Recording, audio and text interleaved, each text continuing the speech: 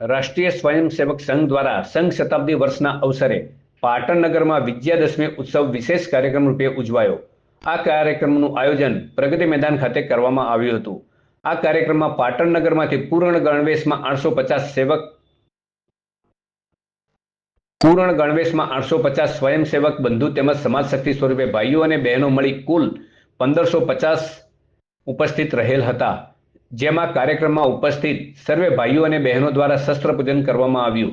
આ ઐતિહાસિક પ્રસંગે અતિથિ વિશેષ શ્રી ગૌરવભાઈ આચાર્ય સર્જન લિમિટેડ વાળા ઉદ્યોગ સાહસિક ઉપસ્થિત રહેલ, જેમણે રાષ્ટ્ર અને ધર્મ તથા સંઘની વ્યવસ્થા અને સેવા કાર્યોમાં અગ્રેસર રહેવા ખૂબ જ સુંદર વાત કરેલ.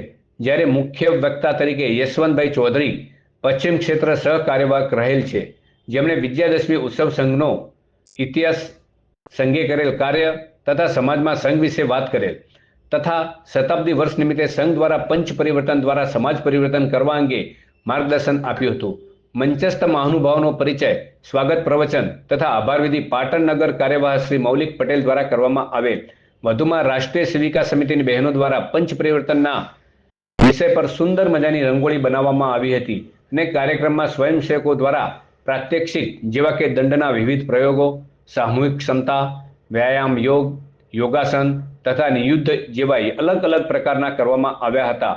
કાર્યક્રમની સઘળી વ્યવસ્થા પાટણ નગર કાર્યકારિણી તથા શાખાના સ્વયંસેવકો દ્વારા સભ્યોએ કરેલ હતી. સંઘના 100 વર્ષ પૂર્ણ થતા એના થકી સંઘનો માત્ર એક જ ઉદ્દેશ છે કે સર્વે હિન્દુ એક જગ્યાએ ભેગા થઈને શક્તિ પ્રદર્શન થાય. એ હેતુથી આ સંઘ શતાબ્દીના અવસરે આ વર્ષે વિશેષ વિજયાદશમી ઉત્સવ ઉજવવામાં આવ્યો હતો. સંઘ એ કોઈ ગણમાન્ય માટે સંઘ નથી, પરંતુ સર્વ ભારતીય માટે છે. માટે દરેક હિન્દુ સમાજના ઘરેથી એક સ્વયંસેવક હોવો જોઈએ.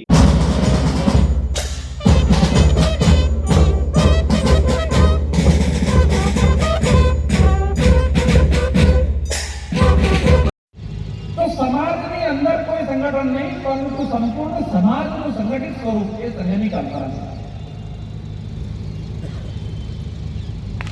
સંઘનું કામ એ નવું પણ નથી.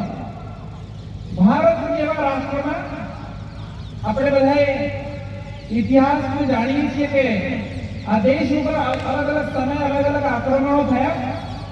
ક્યારેક આપણે હાર્યા, ક્યારેક જીત્યા, પરંતુ એ હાર જીતની કસમકસ લગભગ 700-800 વર્ષ સુધી ચાલી. આમ તો ઈસા પૂર્વે 500 વર્ષ પહેલા પહેલું આક્રમણ ભારત ઉપર પારસીઓએ કર્યું હતું, ઈરાનવાદ.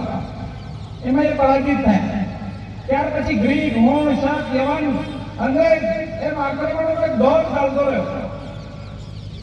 આપણે કલ્પના નહોતી કરી કે દુનિયામાં આટલા દુષ્ટ લોકો હોઈ શકે, પરંતુ એ ભારતના લોકોએ એક નવો અનુભવ કર્યો અને શરૂઆતમાં એમાં ઊંઘતા ઝડપાયા, પરંતુ આગળ જતા એમનો જવાબ આપવા માટેની એમના જેવી રણનીતિ બનાવનાર છત્રપતિ શિવાજી મહારાજ અને મહારાણા પ્રતાપ જેવા યોદ્ધાઓ પણ થયા.